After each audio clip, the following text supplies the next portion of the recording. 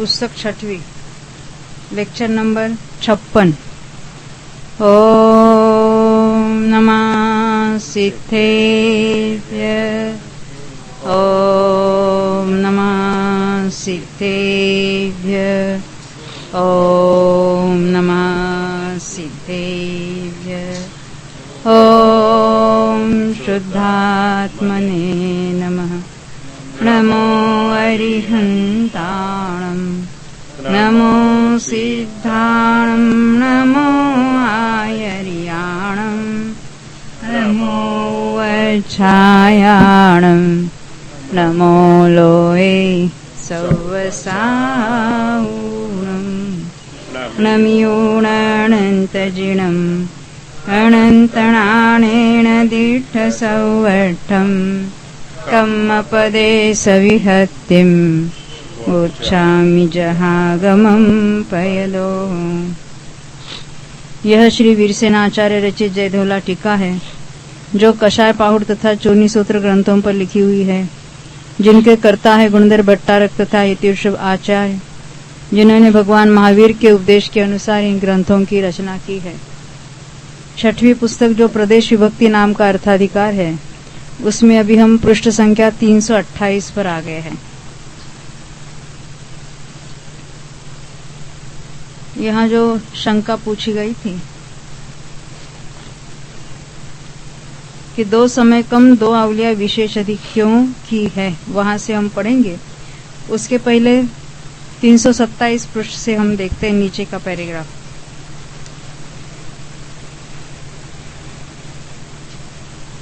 यहाँ तो ये बात बता रहे थे कि अलग अलग प्रदेश सत्कर्मों की बात देख रहे थे हम।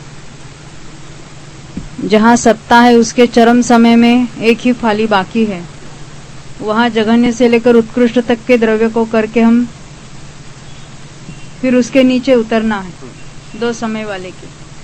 जब द्विचरम में आते हैं नीचे तो उसकी 3 फाली बाकी रहती है। तो 3 फाली है तो एकदम ज्यादा हो जाएगा द्रव्य, तो उसके बीच वाले विकल्प प्राप्त करने के लिए क्या बताया था उन्होंने, क्योंकि देखो अंतिम समय में जो बांधा है उसकी चरम समय में एक फाली है, उसमें हम जघन्य से उत्कृष्ट तक अलग अलग विकल्प इसमें तो हो सकते हैं। अब एक समय अगर नीचे उतरते हैं तो उसमें 2 फालियां और हैं,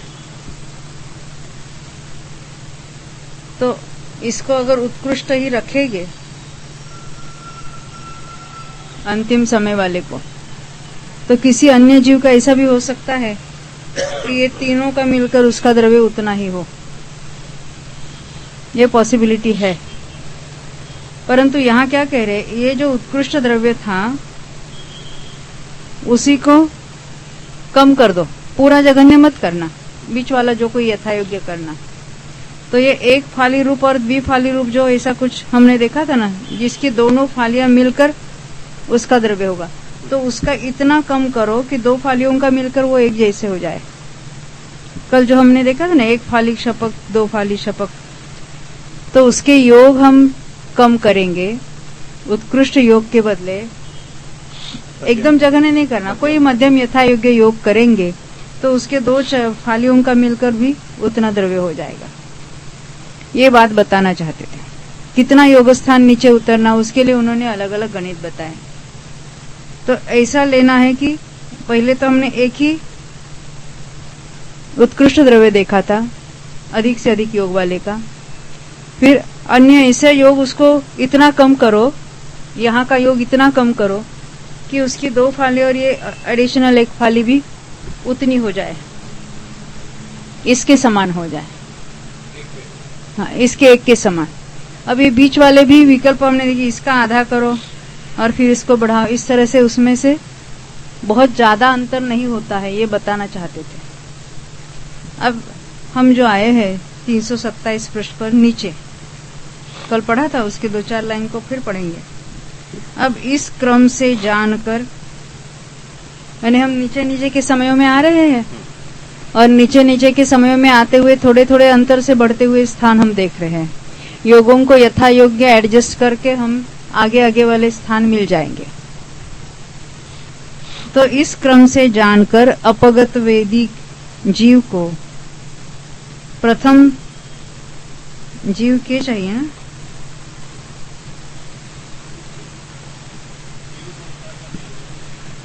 जीव को उतारना चाहिए। अच्छा, अपगत वेदी जीव को प्रथम समय के प्राप्त होने तक उतारना चाहिए। यानी वहां तक नीचे हम देखिए, जैसे हमने एक फाली देखी, 3 फाली देखी, फिर और उसमें 4 और मिलाओ, 3 के बाद 6 हो जाएगी, 6 के बाद 10 हो जाएगी, इस तरह से। इस प्रकार उतारने पर, ये तो कल की ही बात हम पढ़ रहे दोबारा, अपगत वेदी जीव के प्रथम समय में 3 समय कम 2 आवली मात्र समय प्रबद्धों की सब अंतिम फालियों के साथ अलग अलग समस्त योग स्थान अध्वान मात्र सत्कर्म स्थान लब्ध आते हैं। टोटल सत्कर्म स्थान कितने लब्ध आते हैं? किस समय की बात है? पहले समय की। पहले समय में अलग अलग कौन कौन से, वो सत्ता में कितना कितना द्रव्य है वो बता रहे हैं। तो यहाँ जितने योग स्थान पॉसिबल है उतने हो गए। तो वो कितने हैं? तो 3 समय कम 2 आवली मात्र समय प्रबद्धों की सब अंतिम फालियों के साथ अलग अलग समस्त योग स्थान अध्वान मात्र सत्कर्म स्थान लब्ध आते हैं। यानी हम नीचे उतरते उतरते उतरते हमने कहाँ से शुरू किया था? अंतिम एक फाली से ले गया, वहां से सत्कर्म स्थान शुरू किए थे। हर एक समय जितने हम नीचे आए उतने जितने योग स्थान है उतने वहां पर सत्कर्म स्थान भी प्राप्त हुए थे। इसी क्रम से नीचे तक आना है। इन्हें पृथक स्थापित करना चाहिए, यानी उन सभी योग स्थान प्रमाण जो सत्कर्म स्थान है उनको अलग लिख लेंगे। पुनः चरम समयवर्ती सवेदी जीव की अंतिम फाली में, यानी नीचे के फाली में तो यथा योग्य जघन्य से उत्कृष्ट तक जितने सत्कर्म स्थान प्राप्त होते हैं, और अंतिम फाली में गोलमान जघन्य योग से लेकर उपरिम योग स्थान मात्र ही प्रदेश सत्कर्म स्थान लब्ध आते हैं, अधस्तन नहीं। यानी वहां जो योग्य, वहां उसके यथा योग्य वहां पर भी सत्कर्म स्थान प्राप्त होते हैं। पुनः उसकी ही जो अपनी एक समय कम आवली मात्र द्विचरम आदि फालियां हैं, उनमें से एक द्विचरम फाली के प्राप्त हुए स्थान के असंख्यात खंड करके उनमें से एक खंड को गोलमान जघन्य योग के नीचे लाकर मिलाने पर उसके भी उत्कृष्ट योग स्थान अध्वान मात्र प्रदेश सत्कर्म स्थान लब्ध आते हैं, ऐसा समझकर एक पूरे योग स्थान अध्वान को विशेष अधिक 2 समय कम 2 आवलियों से गुणित करने पर सब प्रदेश सत्कर्म स्थान होते हैं। अपनी भाषा में लेना है तो ये कितने समयों का बांधा हुआ यहाँ प्राप्त होता है, पाया जाता है? 2 समय कम 2 आवली। सवेदी जीव ने अंतिम 2 समय कम 2 आवली काल में जो जो एक एक समय में समय प्रबद्ध बांधा है, उसका संक्रमण अपगत वेद होने पर शुरू हो जाता है। तो अपगत वेद होने पर जो शुरू होता है,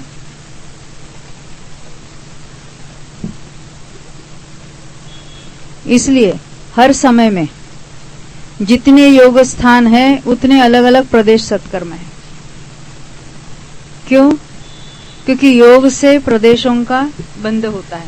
प्रदेश यानी क्या? परमाणु की संख्या। परमाणु की संख्या कितनी बनती है ये योग पर निर्भर है। तो जितने अलग अलग योग स्थान होंगे उतने ही वहां प्रदेशों के अलग अलग स्थान होंगे। अब इसके लिए उन्होंने जो यहाँ हमें एक डायग्राम बताई है, ऊपर जो यंत्र बताया है, उसको समझने की हम कोशिश करेंगे।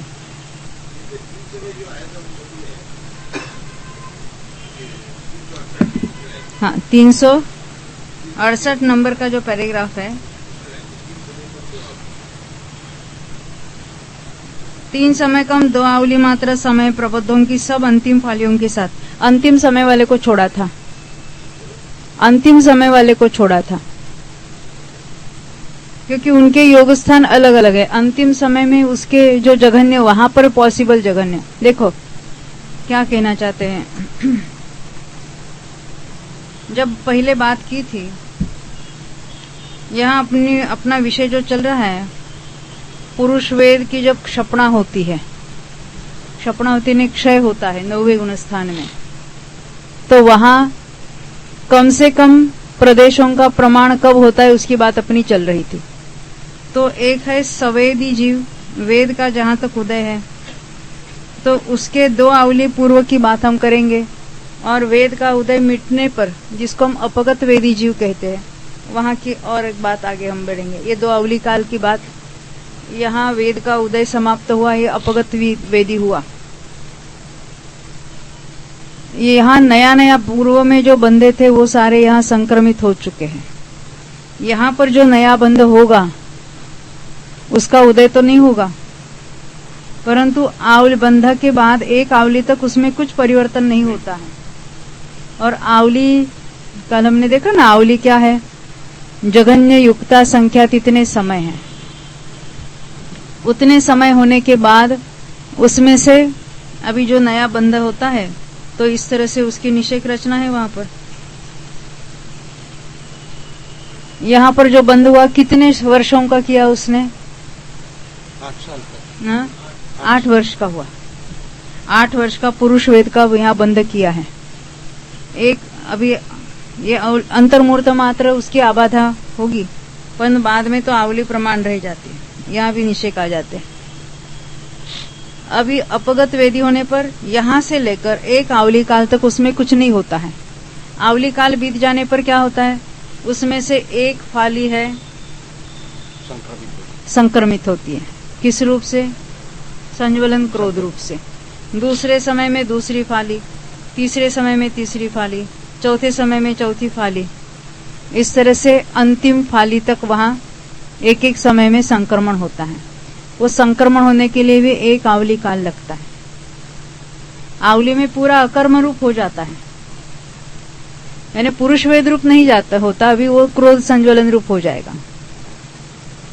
चरम फाली, इसको फाली यानी लॉट, लास्ट वाला जो लॉट है वो थोड़ा बड़ा होगा, बाकी तो एक एक फाली वो संक्रमित होती चली जाती है। ये अंतिम फाली का द्रव्य हमने देखा। कौन से समय में बंधा हुआ? यहाँ क्यों लास्ट में बंधा हुआ। यहां से आवली गिनेंगे, 8 समयों की आवली गिनते हैं, तो एक समय यहाँ बीत गया, 8वां समय इसके 7वें समय में, अपगत वेदी के 7वें समय में इसका 8वां हो जाएगा।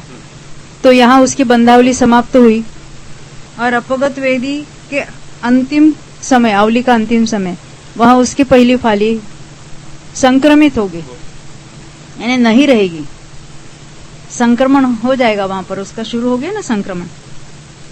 और यहां से लेकर 1 आवली गिनो, और तो वहां तो वो अकर्मदशा प्राप्त हो जाएगी, यानी दूसरी आवली के दूसरे ऊपर से दूसरे समय में, यानी 7वें समय में संक्रमण पूरा हो जाएगा, यानी वहां सत्ता नहीं रहेगी।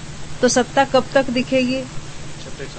तीसरे समय में, यानी अपगत वेदी के दूसरी आवली के त्रिचरम समय तक, ऊपर से त्रिचरम। यहाँ तो हमने 8 मान लिए हैं, परंतु एक्चुअल है तो असंख्यात समय। तो ऊपर से तीसरे ने त्रिचरम समय में सत्ता है, सत्ता है यानी उसकी 1 फाली है।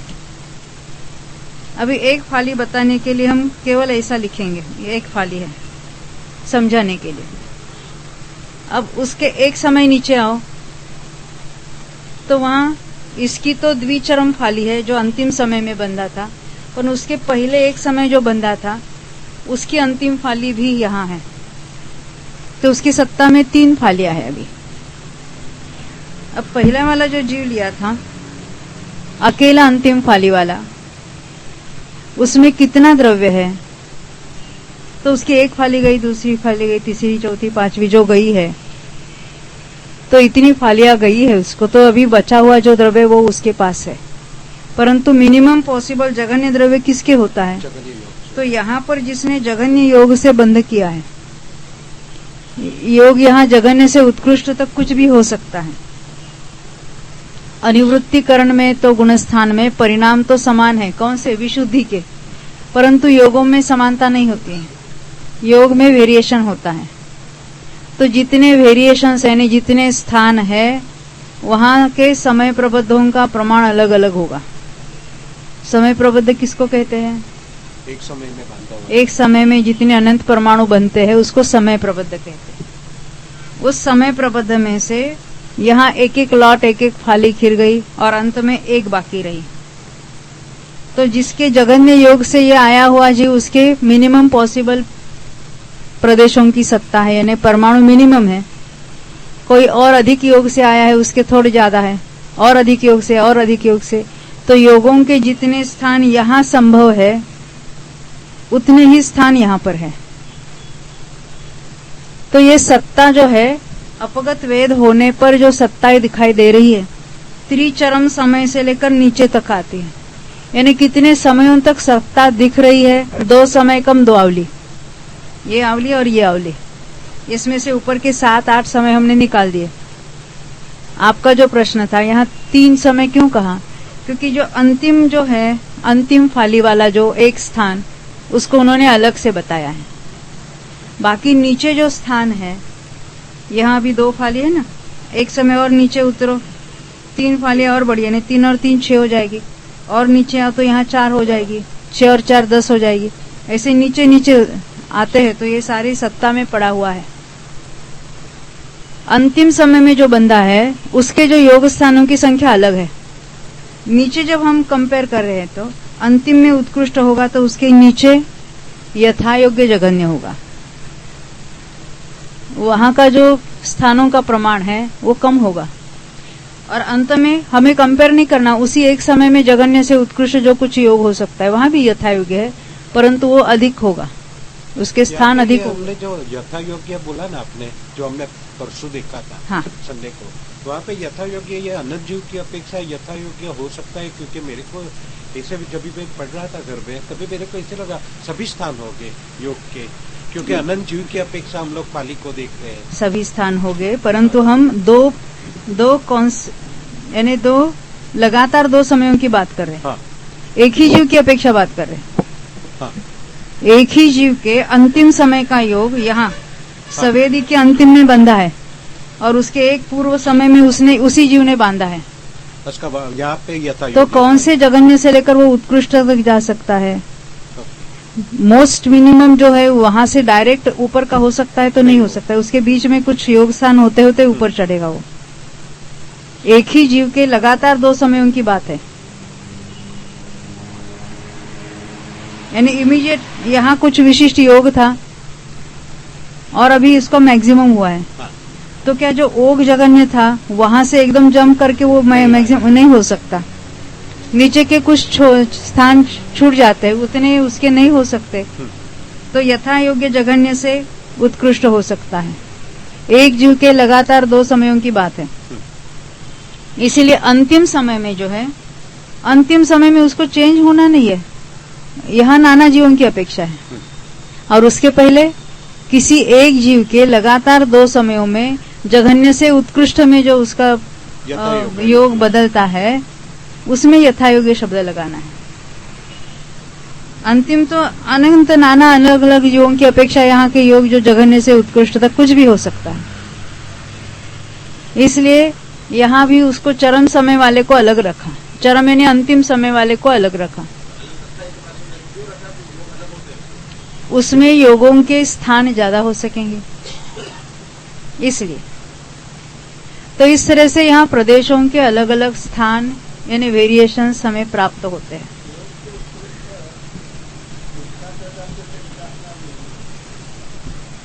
क्या कहते?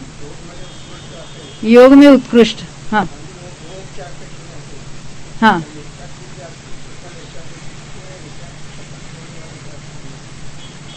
आपका ऐसा कहना है मिथ्यात्वी का जो उत्कृष्ट योग है वो यहाँ नहीं हो सकता? नहीं, हो सकता है। योग में उत्कृष्ट जघन्य की ओर यथा योग्य लगाया उन्होंने। उत्कृष्ट में भी हाँ, नीचे अगर लेना है क्योंकि कोई एक योग तो लगातार रहेगा नहीं इतने काल तक, उसमें वेरिएशन होगी, तो वहां हम यथा योग्य शब्द लगाएंगे। परंतु यहाँ तो मैक्सिमम पॉसिबल योग ही लेना है हमें।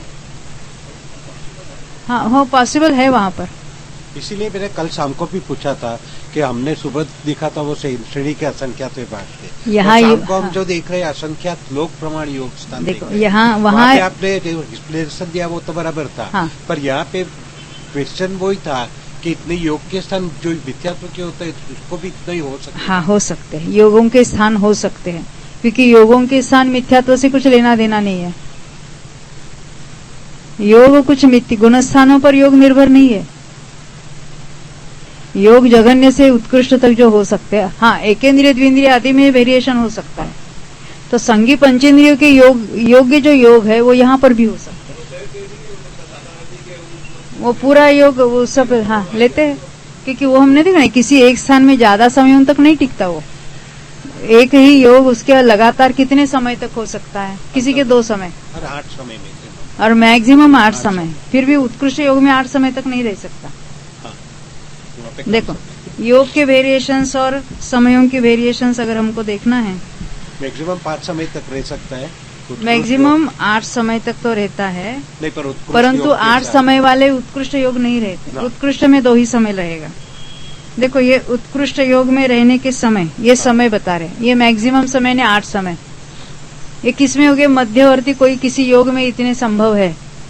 नीचे की ओर अगर हम जाते हैं तो समय जघन्य की ओर भी समयों लगातार रहने के समयों की संख्या कम होती है। यानी मान लेते 2 समय 3 समय या 3 समय 4 समय तक, ऊपर ये मध्यम वाले योग 8 समय तक रहेंगे, फिर 7 समय 6 समय, इस तरह से ये मैक्सिमम पॉसिबल योग जो है वो 2 समय तक ही रह सकता है। ये जघन्य में जघन्य योग, वो भी कम समय तक, बीच वाले योग ही ज्यादा समय तक रह सकते हैं। और किसी एक योग में जीव लगातार ज्यादा समय तक रह ही नहीं सकता, उसके योगों में वेरिएशंस होते रहते हैं। पर ये सहयोगी गुण स्थान तक उत्कृष्ट योग भी हो सकता है, क्योंकि हमने मोक्ष मार्ग प्रकाशक में पढ़ा है। आपने क्या पढ़ा है कि सहयोगी भगवान तो वहां स्थिर है ना, समोशरण में विराजमान है, कोई हालचाल नहीं चल रही है, और एक द्विंद्रिय जीव चल रहा है, कोई ईयड़ है या कोई अन्य जो है। तो योग किसका ज्यादा हो लगता है हमको? चलने वाले का। तो द्विंद्रिय के योग्य इतना उत्कृष्ट योग हो ही नहीं सकता।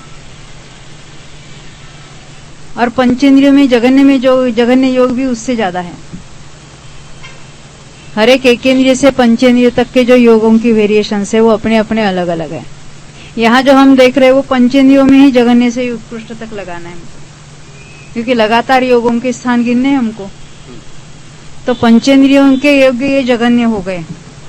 अब यहाँ जो कहा अंतिम 2 समयों में जो उसके योगों में वेरिएशन होता है, सवेदी ने अंतिम समय में उसका उत्कृष्ट योग था मान लेते हैं, और एक समय पहले उसका जघन्य योग था, तो ये वाला जघन्य योग नहीं हो सकता है उसको।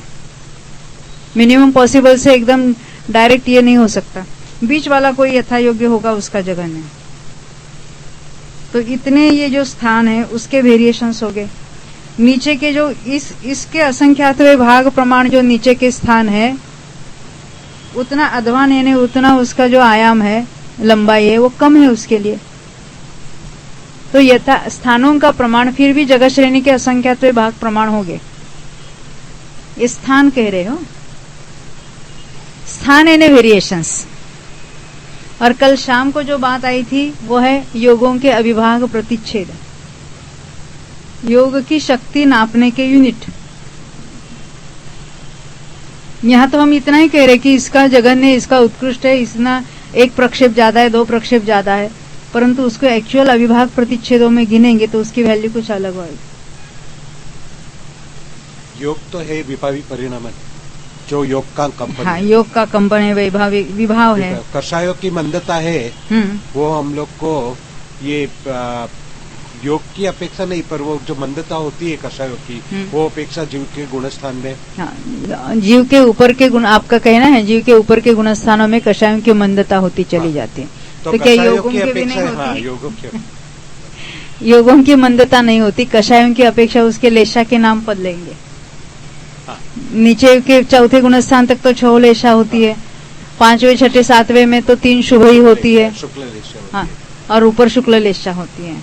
तो उसके तो नाम बदल गए क्योंकि वहाँ कषाय से अनुरंजित योग थे। हाँ। परंतु योग नहीं कम होते हैं। तो यहाँ पे 13वें गुणस्थान में एकदम उत्कृष्ट योग वाला जीव भी एकदम योग कट ऑफ हो जाता है और प्रदेश स्थिर हो जाते हैं। बिल्कुल ऐसा ही है। हाँ, क्योंकि वो उत्कृष्ट योग भी रहेगा कितने, 1 समय या 2 समय रहेगा, फिर नीचे यथा योगी ऊपर नीचे। योगों में तो वेरिएशन होते रहते हैं।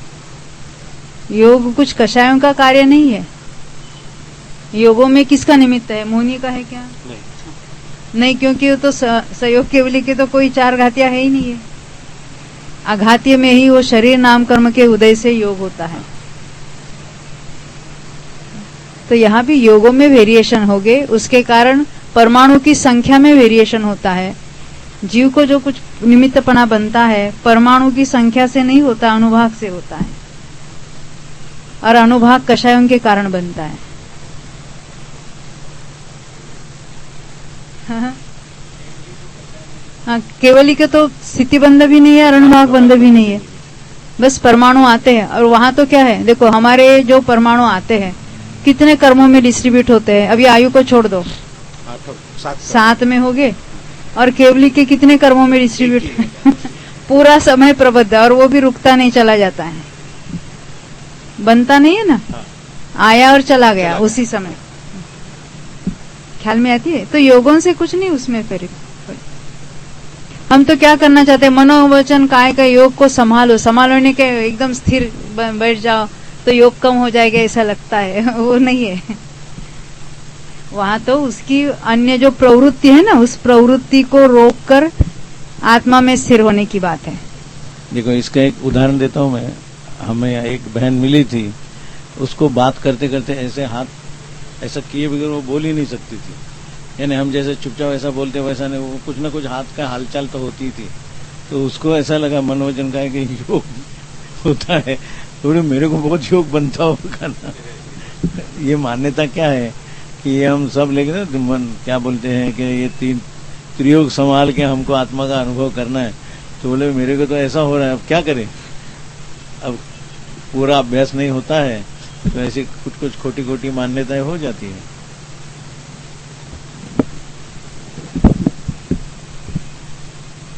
अभी यहाँ जो पूछा था ना 328 पृष्ठ पर, यानी 2 समय कम 2 अवलियों से गुणित करने पर सब प्रदेश सत्कर्म होते हैं। यानी जितने योग स्थान है एक एक समय में उतने वहां प्रदेश सत्कर्म है। ऐसा हमने अभी पूरा डिटेल में देखा है। जहां अपगत वेद होने पर जो नए बंध के आए हैं उसमें से हर एक समय में वहां तो अलग अलग स्थान है, क्योंकि हर एक समय का योग अलग अलग होगा। और वहां जितने योगों के वेरिएशन है, स्थान है हर समय में, उतने ही वहां प्रदेशों के वेरिएशन यानी स्थान हो गए। तो कितने समयों तक सत्ता दिख रही है? 2 समय कम 2 अवली, बराबर। और मल्टीप्लाइड बाय वहां के योग स्थान, योग स्थानों की संख्या। तो इतने हमें प्रदेश सत्कर्म ने प्रदेशों के वेरिएशंस मिलेंगे। सत्ता में प्रदेश सत्कर्म का अर्थ होते सत्ता में पड़े हुए प्रदेशों की संख्या। और यहाँ हम मात्र पुरुष वेद की बात कर रहे हैं, अन्य तो हमने सब मिथ्यात्व सम्यक मिथ्यात्व सब कुछ देख लिया है। अब यहाँ जो ऊपर जो चार्ट है उसको यहाँ बताएंगे, ये नीचे का समाधान हम पढ़ेंगे। शंका क्या पूछी थी? 2 समय कम 2 अवलिया विशेष अधिक क्यों की है? उसका समाधान, क्योंकि द्विचरम आदि फाली रूप से प्राप्त हुए स्थानों के मिलाने पर सब योग स्थानों का असंख्यातवा भाग उपलब्ध होता है। क्या कहना चाहते हैं? चरम फालियों को छोड़ो, चरम फाली हर एक की थोड़ी बड़ी होती है, परंतु द्विचरम फालियों को आदि लेने, द्विचरम त्रिचरम सभी फालियां लेना पहले वाली, तो उन सब को मिलाने पर द्विचरम आदि फाली रूप से प्राप्त हुए स्थानों के मिलाने पर सब योग स्थानों का असंख्यात्वा भाग उपलब्ध होता है। यथा अभी इसके लिए उन्होंने ये जो संदृष्टि का अर्थ कहते हैं चिन्हात्मक, जो ऊपर जो कुछ बताया है कोड लैंग्वेज उनकी, तो यहाँ पर मूल में दी गई संदृष्टि देखिए, जो ऊपर जो पहला चार्ट है लेफ्ट साइड का, इस संदृष्टि को स्थापित करके यहाँ पर 2 समय कम 2 आवली मात्र सब चरम फालियों को, चरम फाली यानी अंतिम फाली, सबकी हर एक समय की अंतिम फाली को छोड़ देना। जैसे हमने पहले लाइन में देखा था, अंतिम समय में 1 फाली है, उसके नीचे है 2 फालियां, 2 फालियां है नहीं, इसकी तो द्विचरम फाली है और इसकी तो अंतिम फाली है, पूर्व समय में बंधे हुए। उसके नीचे आते हैं तो अंतिम समय वाले की तो त्रिचरम फाली है, इसकी द्विचरम है, और उसके नीचे जो बंद किया था उसकी चरम फाली है, अंतिम फाली है। ऐसे ही नीचे नीचे आते जाओ।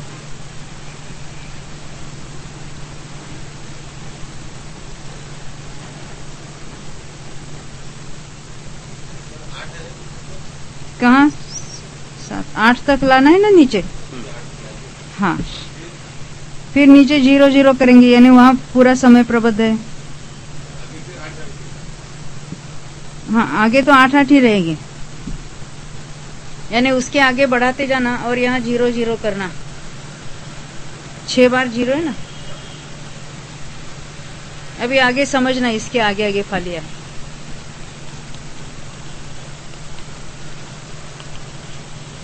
अभी इसको कैसे पढ़ना उसको देखोगे, 0 भी बढ़ाते जाना है। समय प्रबद्ध करते जाएंगे। यहाँ 6 0 है ना, तो इस तरह से ये 0 को हम अलग निकालेंगे। यहाँ अंतिम फालियां है, ये सब अंतिम फालियों को अलग निकालेंगे। 2 लाइन ऐसी लिखा है, और ये बीच में जहाँ 8 जो होते हैं उसके ऊपर से यानी 7 रखना है, क्योंकि अंतिम समय प्रबद्ध चरम निकालना, और ये जहाँ 3 3 6 7 रखने और चरम निकाल दिया। तो यहाँ से एक लाइन हम ऐसी करेंगे, एक निकल 7 बाय 7 का हमको ये ऐसा मिलेगा स्क्वायर। हर एक में 7-7 है, ऐसी लाइन भी 7 है। देखो आपकी जो फिगर है, नीचे से आप काउंट करो, 6 तो 0 है, और वो उसकी जो ऊपर की लाइन है ना 1 वाली, उसको रखना और उसके ऊपर एक आड़ी लाइन पेंसिल से करना। कहाँ तक? लास्ट वाली, ये सारे 1-1 है यहाँ पर, ये 1-1 की लाइन छोड़ देना। उसके पहले एक लाइन ऐसी, पूरे 1-1 को छोड़ते हुए एक लाइन ऐसी खींचना।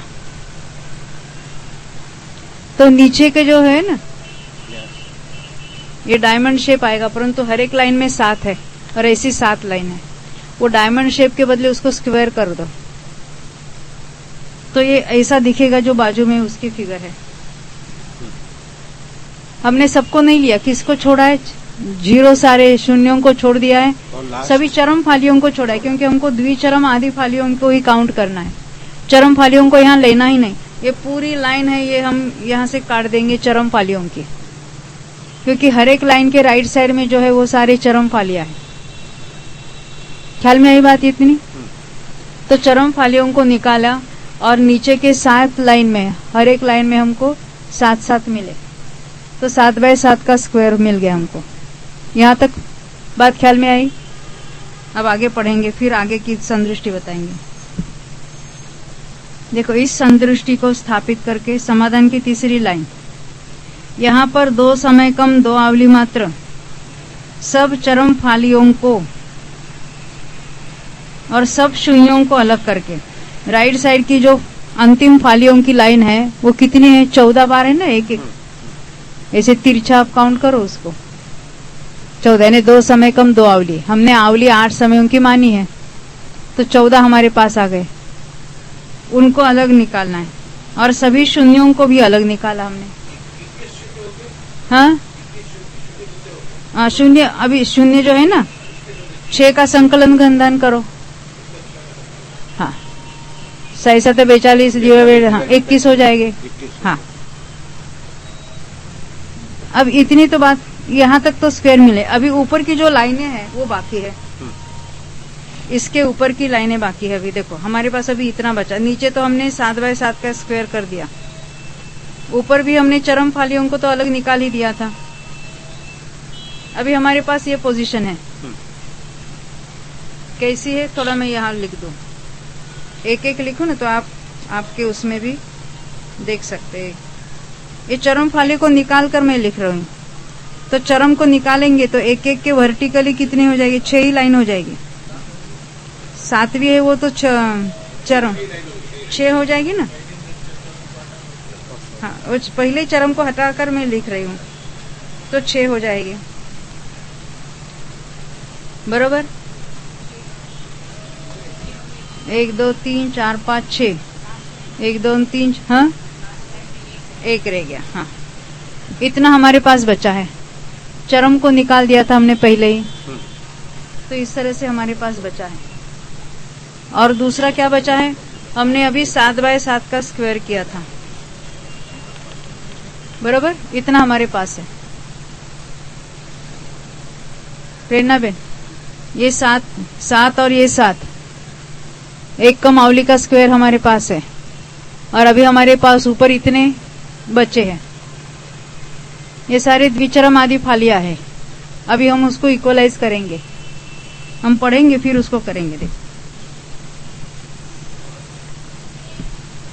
तो इस संदृष्टि को स्थापित करके यहाँ पर 2 समय कम 2 आवली मात्र सब चरम फालियों को और सब शून्यों को अलग करके शेष क्षेत्र को, यानी बचे हुए क्षेत्र को प्रतरावली के प्रमाण रूप से करते हैं। उसको प्रतरावली बना देंगे, सबको मिलकर क्या करेंगे, प्रतरावली बना देंगे। प्रतरावली का अर्थ क्या होता है, आवली गुणा आवली, यानी एक लाइन में 8 और दूसरी लाइन में भी 8 चाहिए, यानी 8 बाय 8 का स्क्वायर चाहिए हमें। यहाँ तब 7 बाय 7 का मिला है, बराबर। और थोड़ा इसमें ऐड करेंगे तो 8 बाय 8 का हो जाएगा। हम पढ़ेंगे आगे। यथा 2 समय कम आवली प्रमाण संकलन क्षेत्र को शेष क्षेत्र में से निकालकर पृथक स्थापित करने पर,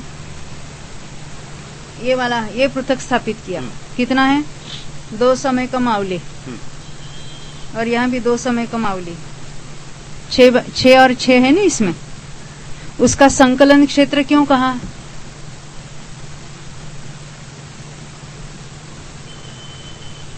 दो समय कम आवली का संकलन का अर्थ क्या है, 6 का संकलन। संकलन का अर्थ क्या होता है, 6 का संकलन का करना है 1 + 2 + 3 + 4 + 5 + 6, इसको कहेंगे 6 का संकलन। एक से बढ़ती हुई, एक से बढ़ती हुई 6 तक संख्याओं का पूरा ही टोटल करना, उसको कहेंगे 6 का संकलन। इतना क्षेत्र हमने निकाल दिया तो बाकी बचा हुआ क्षेत्र कितना हुआ, 7 बाय 7 का हुआ। यहाँ तक बात ख्याल में आई, क्यों?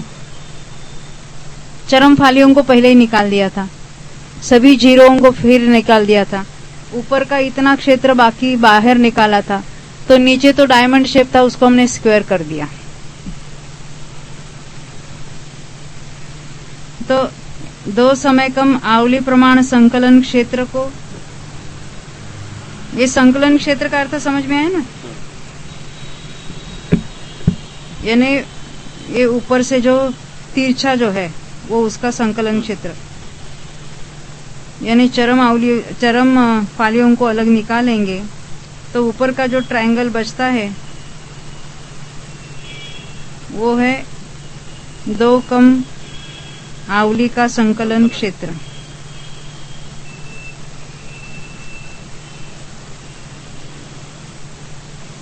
कल मुझे भी उसका अर्थ ख्याल में नहीं आया था, इसको अलग निकाला तो बचा हुआ वो क्या है, हर एक लाइन में 7 वर्टिकली और हॉरिजॉन्टली भी, यानी वो तो हमारे प्रतर क्षेत्र मिला। ये कैसा है, ये संकलन क्षेत्र है, एक से बढ़ते हुए 1 से लेकर 6 तक, इसको संकलन क्षेत्र कहा। और जो बचेगा वो क्या है, बाकी बचा क्षेत्र 1 समय कम आवली के वर्ग प्रमाण होता है। हमने आवली 8 की मानी है एक समय कम 7 होता है, 7 का वर्ग यानी वो 7/7 जो हमने ऊपर जो है ना संदृष्टि, हाँ वो निकाला, वो अलग रखा। इसलिए उसका अलग से विन्यास करना चाहिए। विन्यास करने ने उसको भी हमने रखा, अलग से लिख दिया। मूल में दी गई संदृष्टि यहाँ पर लीजिए, यानी यही चार्ट यहाँ पर देखना, ये कहते हैं। उसको प्रतर क्षेत्र कहेंगे या वर्ग प्रमाण क्षेत्र, आवली के वर्ग प्रमाण। एक समय कम आवली के वर्ग प्रमाण क्षेत्र हुआ। जैसे हम स्क्वायर फुट देखते हैं, 1 फुट बाय 1 फुट, हाँ उसको स्क्वायर कहेंगे। ये जो ऊपर जो 1-1 लिखा है ना, 7 वाला दूसरा चौकोनी क्षेत्र, हाँ वो एक समय कम है। देखो उसमें आप काउंट करो तो 7 है, 7 बार 1 है हर एक लाइन में, और ऐसे लाइनें भी 7 है, तो उसको 7 का वर्ग कहेंगे। टोटल 49 बार 1 लिखा है उसमें। अब शेष क्षेत्र का समीकरण करने पर, अब ये जो है ना हमारे पास संकलन क्षेत्र, उसको क्या करना है, समीकरण करना। समीकरण करना है, नहीं अभी उसको ऐसा इकट्ठा कर दो, हाँ तो करने पर एक समय कम आवली प्रमाण आयाम को लिए, आयाम यानी लंबाई, अभी इसको बढ़ाना है। कैसे? एक समय अभी 2 समय कम है ना, एक समय कम कर दो, एक समय बढ़ा दो। एक समय कम आवली प्रमाण आयाम को लिए हुए लंबाई कितनी करनी है हमको? 7 करनी है, हाँ। और 2 समय कम आवली के अर्धभाग प्रमाण, 2 समय कम यानी 6, उसका अर्ध यानी 3 भाग प्रमाण विष्कंभ, विष्कंभ यानी चौड़ाई। हमें ऐसा क्षेत्र बनाना है, अभी लंबाई हो 7 की और चौड़ाई हो 3 की। विष्कंभ को लिए हुए होकर क्षेत्र स्थित होता है, यानी हमें क्या करना पड़ेगा, ये 7/3 करना है। हमारे पास कितने, आपने संकलन कितना निकाला 6 का 21, और हमें 7/3 करना है। 21 में 7/3 होगी कि नहीं होगी? तो यहाँ हमको यहाँ 2 बढ़ाने हैं और यहाँ 3 बढ़ाने हैं। तो ये कहाँ से निकालेंगे? यहाँ से 1, 2 और 3। ये साइड के 1 इधर लिख दिया, ये 2 इधर लिख दिए, ये 3 इधर लिख दिए। तो हमारे पास 6 का संकलन था, वो भी 21 था, और 7/3 वो भी 21 हो गए। यहां तक समझ में आई?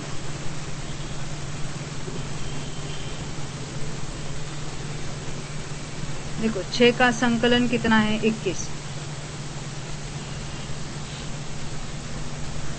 और 7 गुना 3 भी कितने होते हैं? 21। क्षेत्र उतना ही रहा ना, हमने एडजस्ट कर दिया उसको। उसका प्रमाण यह है। इस संदृष्टि मूल में देखिए, अभी ये ऊपर की 329 पेज की राइट साइड में, लेफ्ट साइड में ऊपर की जो है ना 7/3 का क्षेत्र बना दिया उन्होंने। प्रेरणा बेन, ख्याल में आई बात? हाँ, बढ़े आगे। उसका प्रमाण यह है। संदृष्टि देखिए ऊपर की, अभी जो हमने देखनी है वो।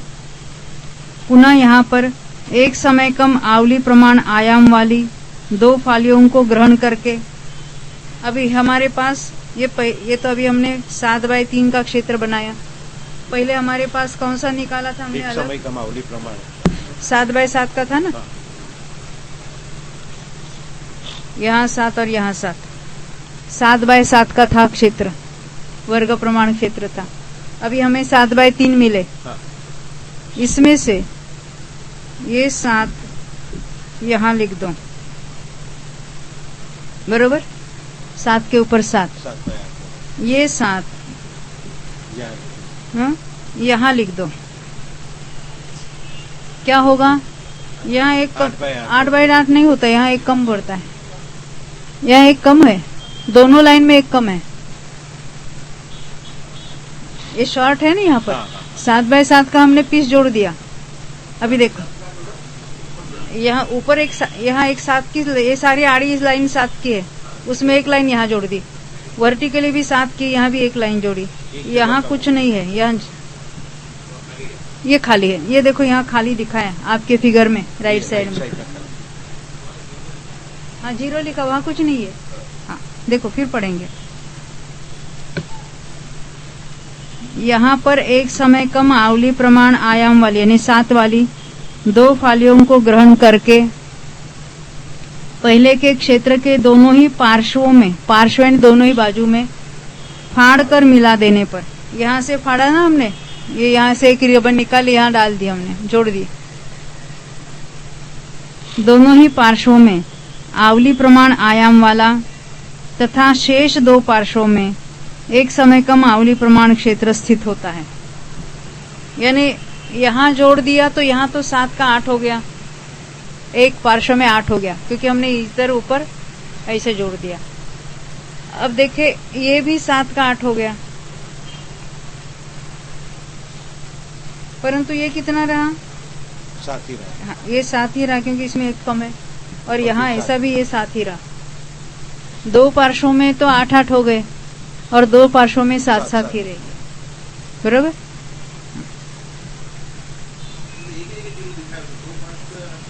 दो पार्श्व को अगर हम देखेंगे यहाँ से, ये भी 7 है और ये भी 7 है, वो एक ही डालेंगे तो दोनों के लिए कॉमन हो जाएगा, परंतु वो वहाँ एक कम है। हाँ बॉटम का और एक साइड का वर्टिकली, हाँ कि 2 पार्श्वों में तो आवली प्रमाण है और 2 पार्श्वों में एक समय कम आवली प्रमाण क्षेत्र स्थित होता है, क्योंकि एक फाली के वर्ग से वह न्यून है। वह क्षेत्र यह है ने वो मूल संदृष्टि जो ऊपर बताई है, तो एक 0 डाला ना उसमें। हाँ। पुनः ग्रहण किए गए से शेष बचा क्षेत्र, कितना शेष बचा यहाँ पर? ये शेष बचा, 7 रह गए थे हमारे पास, तो ग्रहण किए गए से शेष बचा क्षेत्र एक समय कम आवली प्रमाण लंबा, जो बीच में जो लिखी ना यही 7 है ने एक समय कम आवली प्रमाण लंबा, तथा 2 समय कम आवली के अर्ध भाग में से 2 रूप कम करने पर कितना चौड़ा है? एक ही चौड़ा है, परंतु उसको कैसा कहेंगे? 2 समय कम आवली 6 होती है, उसका आधा 3 होता है, उसमें से 2 कम करो, इतना विष्कंभ वाला होकर स्थित होता है। उसका प्रमाण यह है, जो ऊपर जो संदृष्टि लिखी ना 7 एक के ऊपर एक लिखे, वो संदृष्टि इतना बचा हुआ है हमारे पास। पुनः इसके आयाम को विष्कंभ से गुणित करने पर जो फल प्राप्त हो, अभी उसमें 7 को 1 से गुणा करें तो 7 ही रहेंगे, जो फल प्राप्त हो उसमें से एक रूप को ग्रहण कर, एक संख्या को लेकर पूर्वोक्त न्यून क्षेत्र में स्थापित करने पर, अभी क्या करना है? इसमें से एक निकालो, ये 7 में से एक निकालो और यहाँ पर भेज दो इसको, तो ये तो प्रत्रावली पूरी हो गई। और यहाँ पर कितने रह गए? 6 ने 2 समय कम आवली, 2 समय कम।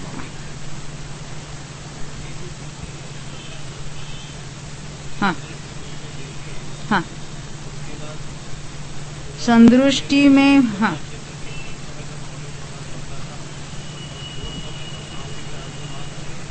दो रूप कम करने पर, हाँ देखो ये नहीं समझा, जो अभी संदृष्टि देखी ना अपन एक वाली, हाँ उसके ऊपर वही जो एक लाइन में 7 है और एक लाइन में 3 है, ये क्या थी?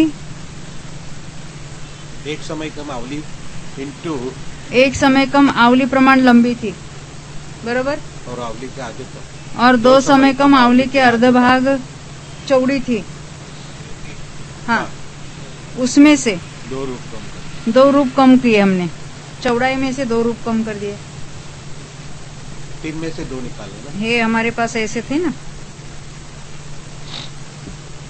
7 थे, ये 7 21 थे यहाँ पर, उसमें से ये कितना लंबा है? 3 रूप, एक समय कम आवली प्रमाण लंबा है।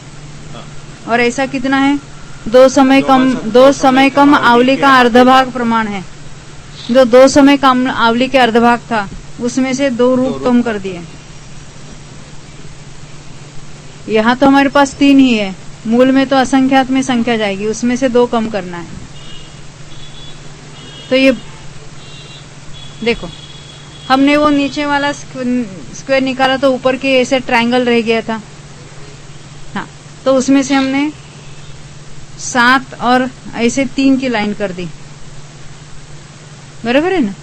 उसमें से एक लाइन निकाल कर यहाँ बिठा दी, दूसरी निकाल कर यहाँ बिठा दी।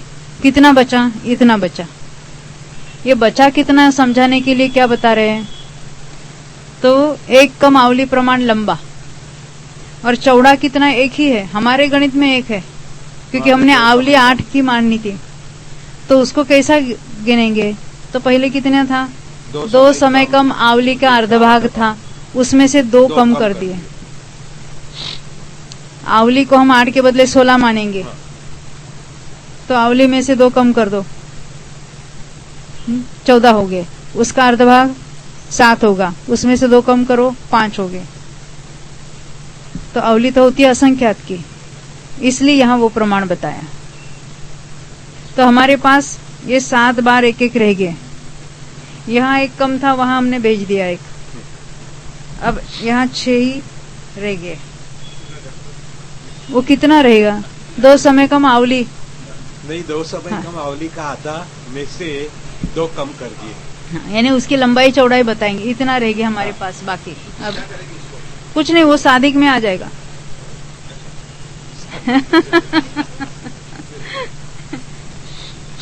देखो, अभी हम पढ़ेंगे इसको। उसका प्रमाण ये मिला ना, शेष बचे उतने विस्कंभ वाला है। यानी हमारे पास कितने बचे? 1/6। हाँ, अपने गणित में एक लाइन में 6। इसके आयाम को विस्कंभ से गुणित करने पर जो फल प्राप्त हो, यानी 6 गुणा 1, हमारे पास उतना रह गया ना। उसमें से एक रूप को ग्रहण कर पूर्वोक्त न्यून क्षेत्र में स्थापित करने पर, ये तो हमने पहले पढ़ा था, जो हमारे पास वो 0 था उसके बदले 1 लिख दिए यहाँ पर। संपूर्ण प्रत्रावली होती है, यानी जो नीचे लिखा है ये संपूर्ण प्रत्रावली हुई। और हमारे पास बचे कितने? 6। 2 समय कम आवली। वहाँ पे हाँ?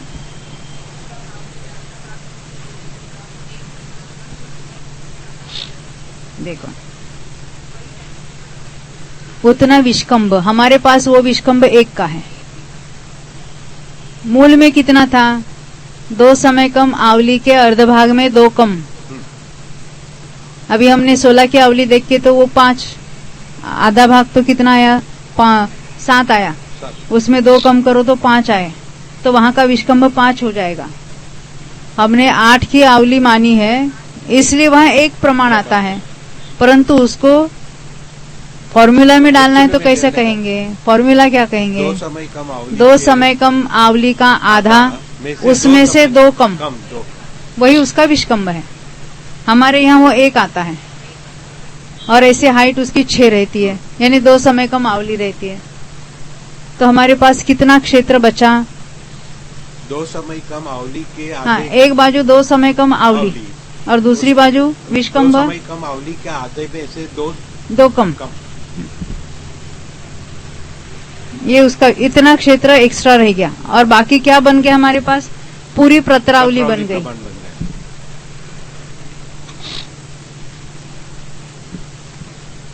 यहाँ पे हमने सभी जगह फाली का प्रमाण समान ही लिया है।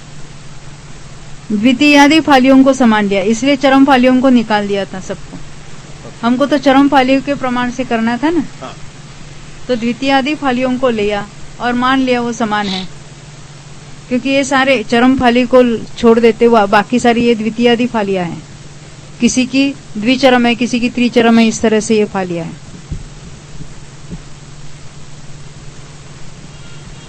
तो संपूर्ण प्रत्रावली होती है, उसके यह संदृष्टि है। जो ऊपर जो लिखा है ना, लास्ट वाली फिगर, हाँ, ये प्रत्रावली है। वो प्रत्रावली है, पूरी प्रत्रावली है। अब ये फालियां यद्यपि समान नहीं होती है तो भी क्या कहा? द्विचरम त्रिचरम, देखो हमने देखा ना, पहली फाली से दूसरी फाली छोटी है। क्यों?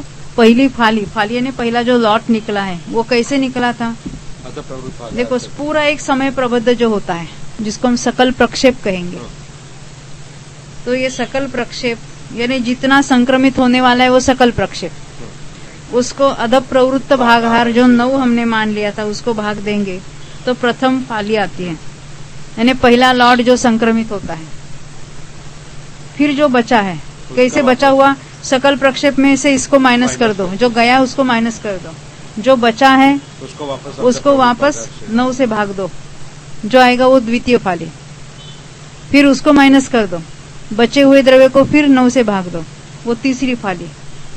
इस तरह से हर एक फाली छोटी होती चली जाएगी और लास्ट वाली फाली जो बचा हुआ द्रव्य वो ज्यादा रहता है। तो यहाँ क्या कहते हैं? यद्यपि ये फालियां समान नहीं होती तो भी, बात वही ले रहे हैं ना।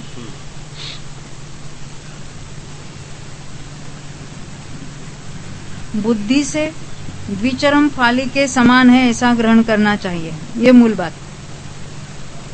यानी इमेजिन करना कि ये समान है नहीं समान, परंतु हमें द्विचरम फालियों को चरम फालियों के प्रमाण से करना है। तो ये सारी हमने द्विचरम आदि फालियां ली है चरम को छोड़कर, तो उसमें चरम फालियां कितनी प्राप्त होगी ये निकालना है। अच्छा, हमने आगे जो कैलकुलेशन देखा है वो। तो हमें पूरी प्रत्रावली मिल गई यहाँ पर।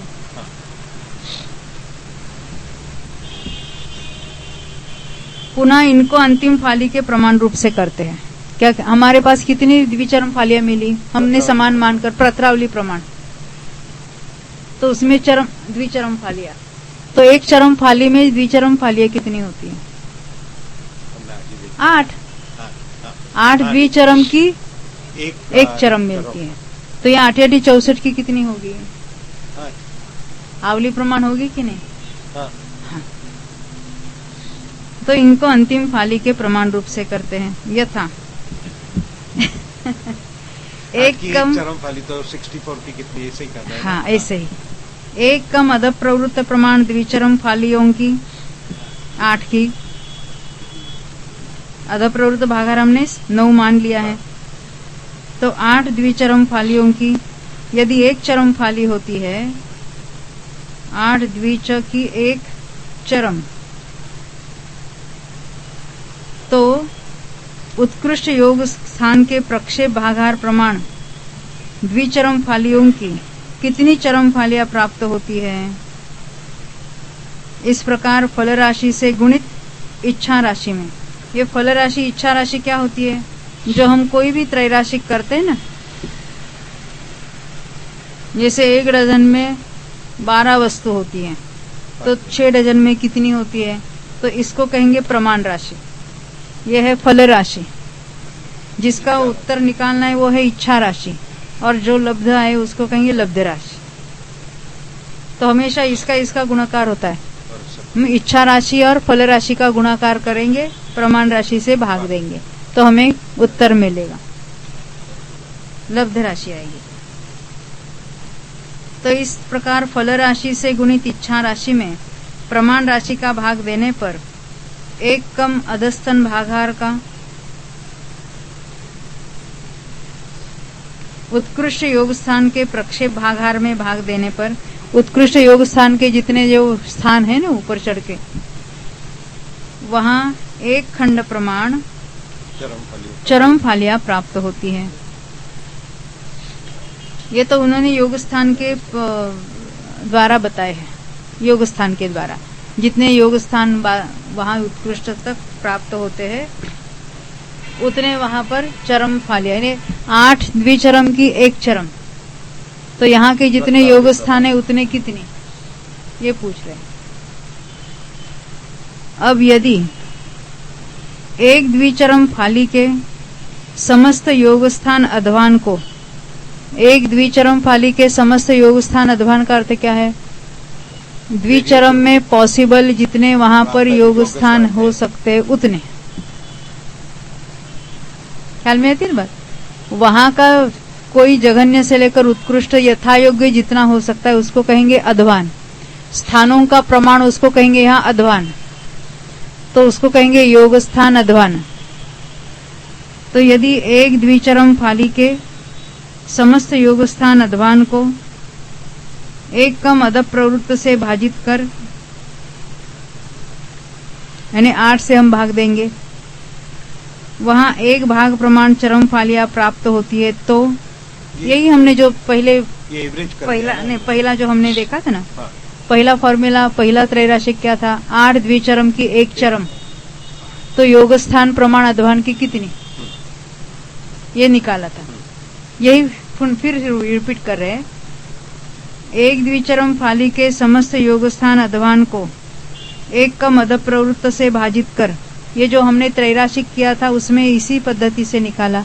योग स्थान अध्वान डिवाइडेड बाय 8 अदप प्रवृत्त भागार, उतनी चरम फालियां होती है। तो वही त्रैराशिक आगे बढ़ा रहे हैं। पहले कौन सा त्रैराशिक लिया था? 8 द्विचरम की एक चरम। तो समस्त योग स्थान अध्वान की कितनी होगी?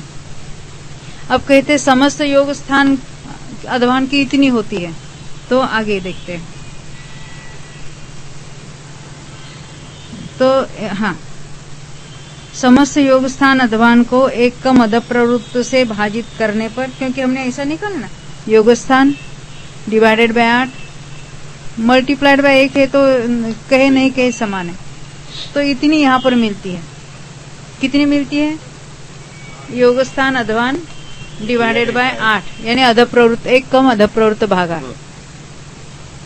इतनी मिलती है चरम फालियां। तो कुछ कम अर्ध,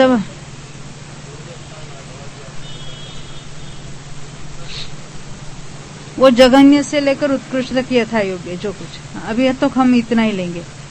तो अभी हमारे पास, अभी हमने जो क्षेत्र देखा उसमें कितनी द्वितीय फालियां मिली थी, यानी समान, हमने बुद्धि द्वारा समान माना था। हाँ। एक पूरी प्रत्रावली मिली, और कितना मिला? वो जो आधा में से 2 समय का मावली वगैरह वगैरह। तो ये तो समझ में है ना।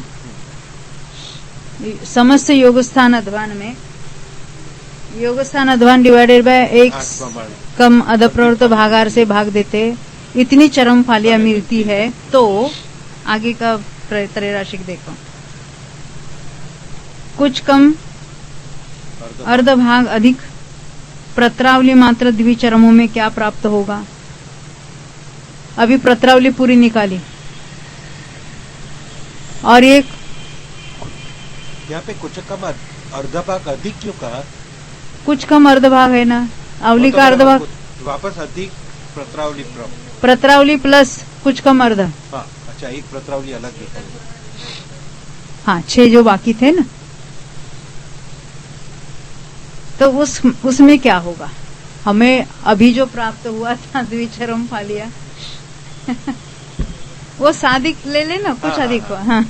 नहीं, यहाँ पे ये आप सादिक ये प्रत्रावली भी ले लिया, तो पूरा का वो सादिक प्रत्रावली हम कह सकते हैं। उसके लिए कुछ कम अर्धभाग अधिक है, ये अर्धभाग के लिए कुछ कम किया, प्रत्रावली और प्रत्रावली में उसको मिला दिया, तो इतनी हमारे पास द्विचरम फालिया है। उसमें से चरम फाली कितनी मिलेगी? हाँ, तो कितनी बनेगी? इस प्रकार फल राशि से गुणित इच्छा राशि में प्रमाण राशि का भाग देने पर अर्धभाग सहित प्रत्रावली से भाजित एक कम अदप प्रवृत्त भागार का उत्कृष्ट योग स्थान के प्रक्षेप भागार में भाग देने पर लब्ध रूप में जितनी अंतिम फालियां हो उतने ही प्रदेश सत्कर्म स्थान प्राप्त होते हैं।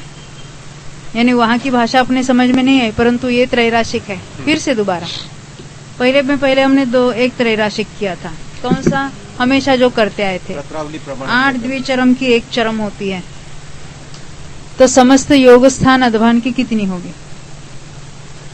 बराबर। परंतु हमारे यहाँ समस्त योग स्थान अध्वान है, हमने हमारे पास तो अभी हमें पता चल गया कितना है। तो कितना है मिलता है ये? योग स्थान डिवाइडेड बाय 8, इतनी मिलती है। अभी फिर वही फॉर्मूला लेना, वही त्रैराशिक। ये तो हमारे पास मिल गया, ये हमने डिराइव किया। अभी इसको पहले स्थान पर लिखो, इसको प्रमाण राशि बनाओ, ये फल राशि। हाँ। अब यहाँ क्या निकालना है? कुछ कम प्रत्रावली प्लस कुछ अधिक। कुछ अधिक में क्या लिया यहाँ पर? कुछ कम अर्धभाग प्रमाण। अर्धभाग प्रमाण, उसमें लिया उसको। तो उसमें कितना होगा? अभी हमने जो क्षेत्र के द्वारा जो निकाला है, हाँ ये टोटल चरमफलिया मिल जाएगी। हाँ, प्रत्रावली प्लस कुछ, प्रत्रावली प्लस वो अर्धभाग, इतनी द्विचरम में चरम कितनी आएगी? तो क्या होगा? इसको हमने प्रमाण राशि बनाई, ये प्रत्रावली, यहाँ योगस्थान डिवाइडेड बाय 8, इसका गुणकार करेंगे और इससे भाग देंगे।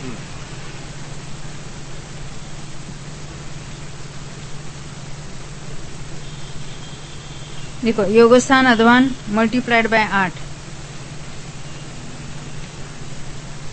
और डिवाइडेड बाय इंटू प्रत्रावली, और ये योगस्थान अध्वान नीचे चला जाएगा, ये निकल जाएगा।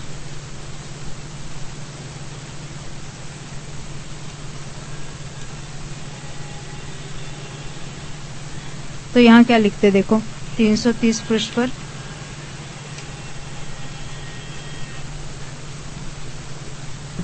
चौथी लाइन, इस प्रकार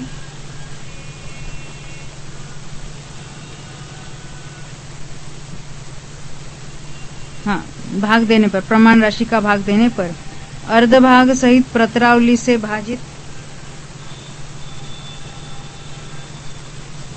एक का मद प्रवृत्त भागहार का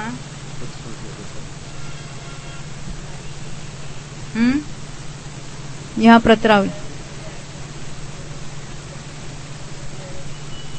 ये तो इसका गणित निकाला मैंने, ये तो निकालना है हमको। क्या करना है?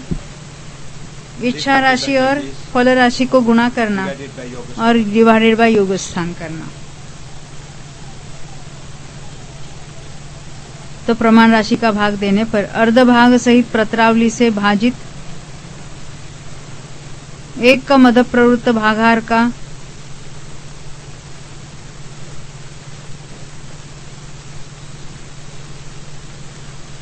उत्कृष्ट योग स्थान के प्रक्षेप भागाहार में भाग देने पर लब्ध रूप में जितनी अंतिम फालियां हो उतने ही प्रदेश सत्कर्म स्थान प्राप्त होते हैं।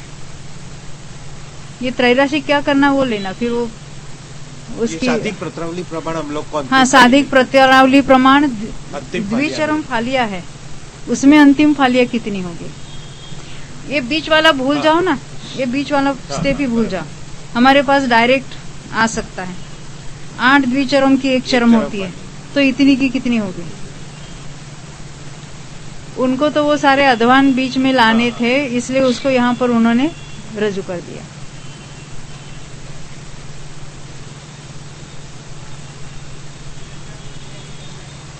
हाँ, प्रत्रावली डिवाइडेड बाय 8 साधिक। हाँ, सो यहाँ पे ये प्रमाण आता है, वो साधिक आवली प्रमाण अंतिम फालिया आ जाएगी। हाँ, साधिक आवली, साधिक आवली प्रमाण।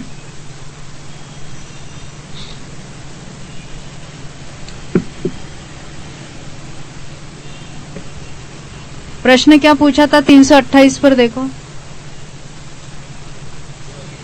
दो समय कम दो अवलिया विशेष अधिक क्यों है?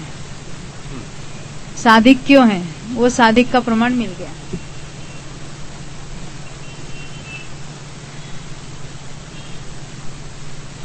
क्योंकि देखो, चरम फालिया तो हमने निकाली, चरम फालिया कितनी अलग निकाल दी थी? 14, यानी दो समय कम दो अवलिया। वो तो पूरे हमारे पास चरम फालिया तो थी। अब बाकी जो है वो सारी कितनी मिलकर ये प्रत्रावली प्रमाण द्विचरम फालिया मिली, प्रत्रावली प्रमाण। तो उसमें चरम फालिया कितनी मिलेगी? 8 की, एक तो 64 की कितनी? 8 में आवली प्रमाण। हाँ, साधिक आवली प्रमाण। हाँ, वो तो साधिक सब। तो उतनी चरम फालिया और मिली हमको। तो साधिक 2 समय कम 2 आवली में और साधिक बना दिया उसको। इतनी चरम फालियां टोटल में ले गए, क्योंकि उसको सबको हमने एक समान मान लिया ना, द्विचरम त्रिचरम चतुश्चरम को सबको एक समान मान लिया, मानकर हमने ये गणित निकाला है। तो साधिक क्यों है उसका उत्तर उन्होंने दे दिया। इसलिए तो यहाँ पे टोटल जो प्रमाण है द्रव्य का वो 3 आवली माइनस 2 समय कम प्रमाण चरम फाली कुछ उसमें कुछ साधिक मिल जाएगा, इतना प्रमाण मिल जाएगा, बराबर है ना। क्योंकि ये 2 चरम वाली 2 समय कम 2 आवली प्रमाण तो चरम फालियां थी, उसमें 1 आवली और मिला दी और साधिक में कुछ एक्स्ट्रा डाला। हाँ, तो अंतिम फालियां इतनी ही प्रदेश क्या कहना है, जितनी अंतिम फालियां है उतने प्रदेश सत्कर्म स्थान है, इतने यहाँ प्रदेश सत्कर्म स्थान होते हैं। क्योंकि बीच में हमने ये अध्वान वगैरह को ले लिया ना, उसके अकॉर्डिंगली यानी उतने उसमें प्रदेश सत्कर्म, क्योंकि हमने क्या देखा था, जितने समय है हर समय में अपने अपने प्रदेशों के स्थान होते हैं, बराबर है ना। प्रत्येक समय में जघन्य से लेकर उत्कृष्ट तक प्रदेशों के नहीं, योग स्थान होते उतने प्रदेशों के स्थान होते। प्रदेशों के स्थान क्यों होते हैं, क्योंकि योग अलग अलग है। तो सत्ता कहाँ तक है, 2 समय कम 2 आवली तक, और जितने समय है उतने ही अपने अपने जघन्य से उत्कृष्ट तक योग के स्थान है और उतने ही प्रदेशों के स्थान है, बराबर। हर एक समय में एक एक चरम फाली तो है ही है, और बाकी उर्वरित सभी द्विचरम को इकट्ठा करेंगे तो भी वो साधिक में आ जाएगा। ये बात बताना चाहते हैं। तो ये प्रदेश सत्कर्म के स्थानों बताएं। ये स्थान ही देख रहे हैं हम यहाँ। ये योगों को लेने का प्रयोजन ही यही था कि जितना समय प्रबद्ध छोटा या बड़ा उतने यहाँ प्रदेशों के स्थान अलग अलग होंगे, नाना जीवों की अपेक्षा बात चल।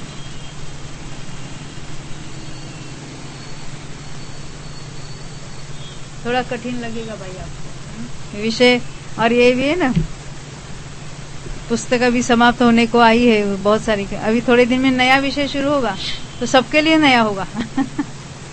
हर एक पुस्तक का विषय नया नया है। अथवा अन्य प्रकार से 3 देखो फिर पढ़ती ऊपर, उतने ही प्रदेश सत्कर्म स्थान प्राप्त होते। ये सब स्थान समस्त योग स्थान के असंख्यातवे भाग प्रमाण होते हैं, इसलिए इनके लाने के लिए गुणकार में एक रूप का असंख्यातवा भाग मिलाना चाहिए। इसलिए 2 समय कम 2 आवलियों से उत्पन्न योग स्थान प्रमाण पुरुष वेद के सत्कर्म स्थान होते हैं, यह सिद्ध हुआ। क्या कहना चाहते हैं, यहाँ कितने अलग अलग योग संभव है, श्रेणी का संख्या प्रत्येक समय में जो कुछ है, और ऐसे कितने समयों को लिया हमने, केवल 2 समय कम 2 आवली। हाँ, 2 समय कम 2 आवली, बराबर है। अलग अलग जीवों के द्वारा अलग अलग योग संभव है, परंतु एक जीव की अपेक्षा कितने योग संभव है, एक समय में एक योग। तो 2 आवली में 2 समय कम इतने ही उसके एक जीव की अपेक्षा योग संभव है। उसमें भी हमने तो अंत में तो कुछ उत्कृष्ट वगैरह रखा है। एक ही जीव की अपेक्षा योगों में जो परिवर्तन हो सकते हैं उसको भी लिया यहाँ पर। इसलिए कहते हैं समस्त योग स्थानों के असंख्यात विभाग होते हैं। इसलिए 2 समय कम 2 आवलियों से उत्पन्न योग स्थान प्रमाण पुरुष वेद के सत्कर्म स्थान होते हैं, यह सिद्ध हुआ।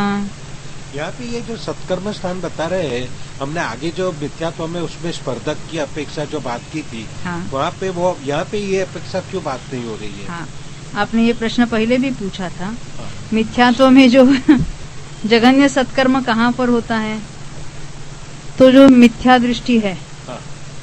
जब मिथ्यात्व का क्षपणा करता है, वो कौन सा मिथ्या दृष्टि लिया, क्षपित कर्मवशिक से आया हुआ, यानी उसने पहले बहुत बार वो कर्म खिपाया है। कैसे, वो तो लंबे काल तक केंद्रीय में रहा, फिर पंचेंद्रियों में है, बहुत बार सम्यक तो प्राप्त किया वगैरह, पूरी सारी कंडीशंस वहां लेना है। ऐसा जो 2 बार 66 सागर तक तो सम्यक दृष्टि रहा, और उसके अंत में उसने दर्शन मुनि की क्षपणा की, और क्षपणा करते करते जब उसका एक निषेक बाकी रहा तब उसके जघन्य द्रव्य है। तो एक निषेक वालों से दूसरे निषेक में एक ही निषेक में प्रदेश इतने बढ़ सकते हैं। क्यों? अपकर्षण उत्कर्षण में कम ज्यादा होता है। वहां तो गुण श्रेणी भी होती है, उसके द्वारा भी कम अधिक द्रव्य होता है। तो इसका द्रव्य इतना बढ़ सकता है किसी अन्य जीव के 2 निषेक वालों के समान उसकी सत्ता होती है। नहीं, उसकी सत्ता उससे भी ज्यादा होती है, ज्यादा हो जाती है स्पर्धक की अपेक्षा में। वह स्पर्धक, ये तो निरंतर स्थान है और इसके बीच में बहुत बड़ा गैप पड़ता है। तो यहाँ पे भी गैप तो होता ही है ना? यहाँ तो सभी एक ही समय में गैप होते हैं। वहाँ एक समय वाले में गैप नहीं होते थे। एक ही जो अंतिम निषेक वाले के सांतर स्थान नहीं, ये सारे निरंतर स्थान है। अच्छा, वहाँ पे और बाद में यहाँ गैप पड़ा। और यहाँ क्या हो रहा है, एक ही समय में योगों के कारण अलग अलग स्थान होते हैं। एक ही समय वाले के अंतिम फाली वाले में ही इतने स्थान हैं। ये सभी स्थान सांतर है। इसमें 1, 2, 4 परमाणु बढ़ जाए और अलग अलग जीवों को अलग अलग हो जाए, ऐसा नहीं हो सकता है। अलग अलग प्रमाण होने का एकमात्र कारण है योग। और ये सारे जो हम यहाँ देख रहे हैं, अपगत वेद में जो संक्रमण होता है, पहले जो पूर्व भवन से बांधकर आया है उसका संक्रमण सब पूरा हो गया। अभी लास्ट 2 आवली और 2 समय कम में जितना बांधा है उसी का संक्रमण यहाँ होता है। और वहाँ एकमात्र कारण है योग के कारण प्रदेशों के वेरिएशन।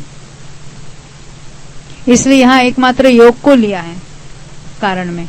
इसलिए किसी एक समय में देखो तो जितने योगों के वेरिएशन है उतने वहां सांतर स्थान हो गए।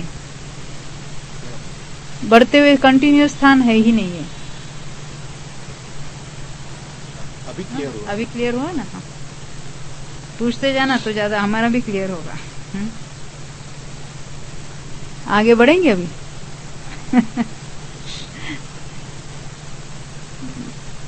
स्वामी जी कहते थे ना, जितना समझ सकते उतना समझना, नहीं समझे तो फिर आगे क्लियरिटी हो जाएगी। जैसे कल 2 फाली 1 फाली की बात आ रही थी, तो 2 फाली का मिलकर द्रव्य लेना और 1 फाली का, यानी बीच में यथा योग्य उसका योग स्थान चेंज करना कि 2 फाली का द्रव्य मिलकर 1 फाली के द्रव्य के समान हो जाए। कल बात आई ना 1 फाली क्षपक और 2 फाली क्षपक, वहां ये बात बताना चाहते थे। अब अथवा कहकर अन्य पद्धति से बता रहे हैं। अथवा अन्य प्रकार से योग स्थानों के 2 समय कम 2 आवली प्रमाण गुणकार की सिद्धि करते हैं। योग स्थान मल्टीप्लाइड बाय 2 समय कम 2 आवली। क्यों? हर एक समय में इतने इतने योगों के वेरिएशन है और उतने हर एक समय के स्थान है। अपगत वेदी होने पर सत्ता कितने समय तक दिखती है? 2 समय कम 2 आवली तक। तो हर एक समय के योगों के वेरिएशंस के कारण हर समय में इतने इतने सांतर स्थान होते हैं। इसलिए गुणकार क्या है? 2 समय कम 2 आवली मल्टीप्लाइड बाय योगों के वेरिएशन, योगों के स्थान। इजी है ना अभी? हाँ। तो इसी को अन्य पद्धति से समझा रहे हैं। पहले हम यही समझ चुके हैं, परंतु पद्धति अभी दूसरी पद्धति से बताएंगे। यथा चरम समयवर्ती सवेदी जीव के द्वारा जब वेद का उदय चल रहा है, उसका अंतिम समय है, उसको चरम समय कहा। उस जीव के द्वारा घोलमान जघन्य योग से, ये घोलमान क्या होता है? हाँ, जिसमें वेरिएशन होते हैं ऐसे जो योग है उसको घोलमान कहते हैं। उसका दूसरा नाम क्या है? परिणाम योग स्थान। 3 प्रकार के योग स्थान होते हैं। उपपाद कहीं से आते हैं विग्रह गति में से, तो पहला समय जो है वो उपपाद जन्म योग स्थान है। उसके बाद लगातार कहाँ तक?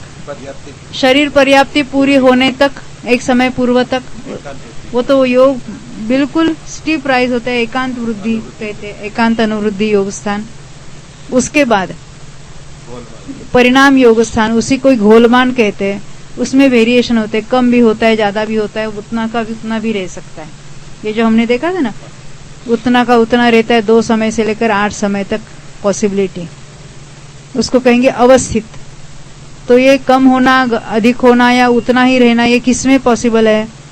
ये घोलमान योग में। यहाँ तो उपपाद नहीं, जन्म का समय नहीं, ना ही शरीर पर्याप्ति है, तो वो शुरू होती है जब भव के शुरुआत में। बाकी पूरे भव तक ये घोलमान योग ही रहते हमारे सबके। तो यहाँ भी अनिवृत्तिकरण गुणस्थान में तो घोलमान योग ही रहेंगे। उसमें से जो जघन्य में जघन्य यहाँ हो सकता है उसकी बात है, क्योंकि हम जघन्य प्रदेश सत्कर्म, जघन्य प्रदेशों की संख्या से लेकर उत्कृष्ट तक के वेरिएशंस यानी स्थान देखेंगे। ये जो हम बात सीख के आए उसी को अज्ञ पद्धति से यहाँ प्रूव कर रहे, सिद्ध कर रहे। तो चरम समयवर्ती सवेदी यानी वेद के उदय वाले जीव के द्वारा घोलमान जघन्य योग से बांधे गए जघन्य द्रव्य के ऊपर उसने जो समय प्रबुद्ध बांधा है वो जघन्य है। अन्य किसी जीव का योग थोड़ा ज्यादा है, उसको कहेंगे वो एक प्रक्षेप से ज्यादा है, तो उसको समय प्रबुद्ध भी बड़ा होगा। तो उसके ऊपर एक एक प्रक्षेप अधिक के क्रम से बढ़ाकर किसको बढ़ाना है? योगों को। जघन्य योग है उसमें और अधिक और अधिक मिनिमम पॉसिबल जितनी वृद्धि हो सकती है उसको कहेंगे एक प्रक्षेप। तो एक एक प्रक्षेप से बढ़ाते हुए उत्कृष्ट योग स्थान के प्राप्त होने तक ले जाना चाहिए। तो जघन्य से लेकर उत्कृष्ट तक जो स्थान होंगे उतने ही यहाँ प्रदेश सत्कर्मों के स्थान होंगे। इस प्रकार ले जाने पर एक चरम फाली उत्कृष्ट हुई। हमने देखा था ना, एक चरम फाली उत्कृष्ट हुई का अर्थ क्या है? हमने एक ऐसा जीव लिया था जो सवेद के अंतिम समय में उसने जघन्य योग से बांधा था, तो उसकी जो अंतिम फाली थी वो जघन्य थी। अब अन्य अन्य जीवों को लेना जो अधिक अधिक योग से बांधा है, तो यही चरम फाली अधिक अधिक होती चली जाएगी। तो किसी जीव के उत्कृष्ट योग से जो बांधा है उसकी ये चरम फाली उत्कृष्ट प्राप्त होगी हमें। इतने वेरिएशंस अलग अलग हमें मिलेंगे उसमें, तो इसको कहेंगे चरम फाली उत्कृष्ट हुई। क्यों? उसका योग ज्यादा था। अब एक अन्य जीव द्विचरम समय में और चरम समय में भी अर्ध योग से ही बांधकर, अर्ध योग यानी यहाँ जितना उत्कृष्ट योग था उससे आधा योग, ये जघन्य और ये उत्कृष्ट है। ये जो उत्कृष्ट योग है उससे आधा वाला कोई यहाँ पर वो द्वितीयांश कहेंगे हम, इतने योग से उसने बांधा है, आधे योग से।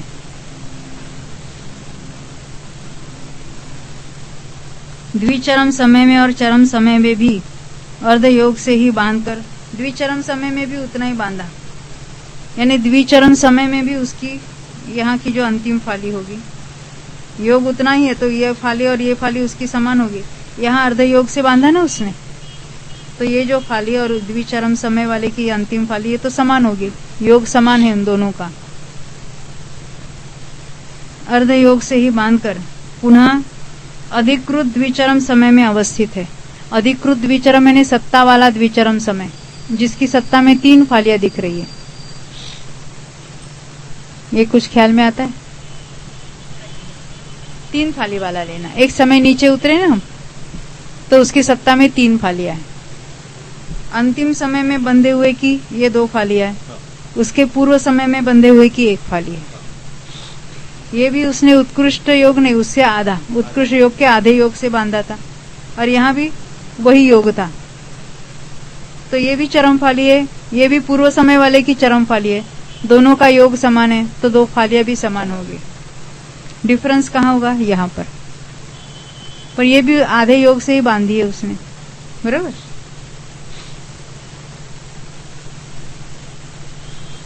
अर्ध योग से ही बांधकर पुनः अधिकृत द्विचरम में अवस्थित है, समय में अवस्थित है। उसके 3 फालियां दिखलाई देती है, ये उसकी ये 3 फालियां हैं। अब एक फाली के उत्कृष्ट द्रव्य से 3 फाली क्षपक का द्रव्य विशेष अधिक है। ये पहला वाला जो लिया था ना, एक फाली का उत्कृष्ट द्रव्य। अभी दूसरा कौन सा ले रहे हैं हम?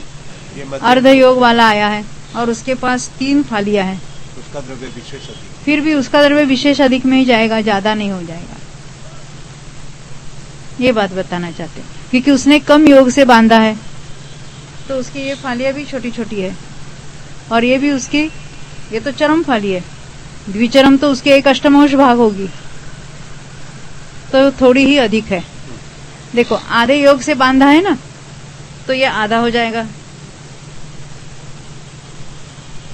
पहले वाले को क्या था, एक पूरा हो था, अब इसी को आधा करो और इसकी 2 फालियां बना दो, तो दोनों समान हो जाएगी। न, ये समान है, वो नीचे आई उसकी, हाँ। और इतना ही विशेष अधिक है, 1/8 वो 1/8 ही ज्यादा है, यानी विशेष अधिक है ना उसका। हाँ। बात ख्याल में ना, आधे योग से बांधे तो उसके पास आधा ही समय प्रबद्ध है, इसकी भी चरम आधी और ये भी चरम, ये इसके बदले यहाँ डाल दो,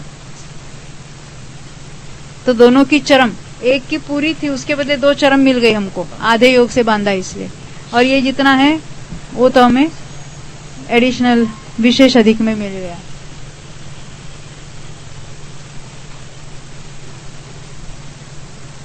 अब एक फाली के उत्कृष्ट द्रव्य से 3 फाली क्षपक का द्रव्य विशेष अधिक है। ये कल बात आई थी ना, 1 फाली क्षपक 2 फाली क्षपक, वहां भी यही बात बताना चाहते थे। हमने बोला ना आगे जाके इसका कुछ खुलासा मिल जाएगा अपने को।